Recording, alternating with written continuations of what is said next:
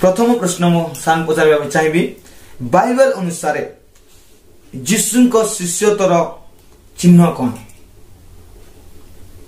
प्रभु को महान नाम धन्यवाद आपण मान गहन रे आसीबा पे मते सुजोग देले आपण माने ए सुजोग देथवर धन्यवाद दिए जे आपण मान को सहित गोटे साक्षात्कार आज देबा पाए आपण प्रश्न पाए मु धन्यवाद जनाए। वास्तव में यह अति जरूरी प्रश्न अटे जे जने यीशुंकर शिष्य बा यीशुंकर अनुकारी बा यीशुंकर अनुगमनकारी तांकर जीवन रे को विषय देखि आपण जानि परिबे जे वास्तव रे से यीशुंकर पछरे चालुचंती।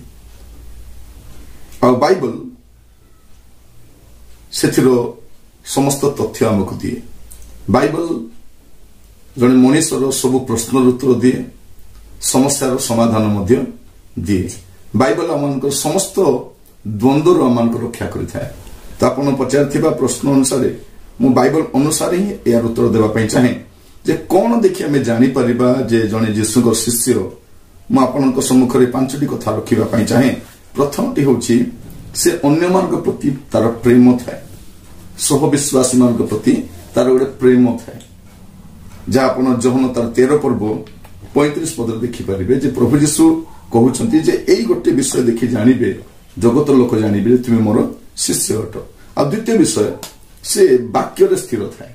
वाक्य माने तांको गुरुंको कथारे शास्त्रर कथारे बाइबल जा लिखा जाइछि ता से माने और से वाक्य रे से स्थिर थाए।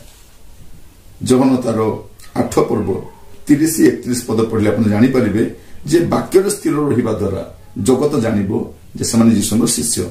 आ तृतीय विषय जहन 15 पर्व तार 7-8 पद अनुसार तार फल देखि जणा पड़िबो।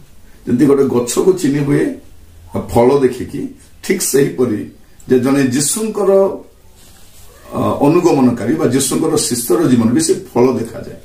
जब से फल न थाए तारे से ऊपर ठाउरिया गोटे शिष्य तर जीवन काटुछि किंतु वास्तव शिष्य से नुहे। आ चतुर्थ विषय लुक तार 14 पर्व 26 पद अनुसार से निजको कि निजर परिवार को प्रियजन को से प्रथम स्थान दिए ने।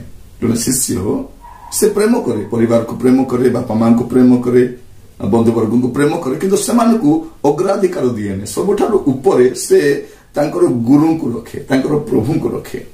तो से द्वारा जानिबे चतुर्थ विषय से यीशुंकर शिष्य।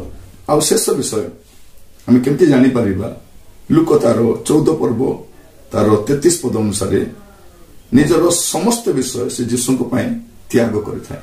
माने सर्वस्व त्याग करिथाय, सर्वस्व त्याग करिबा।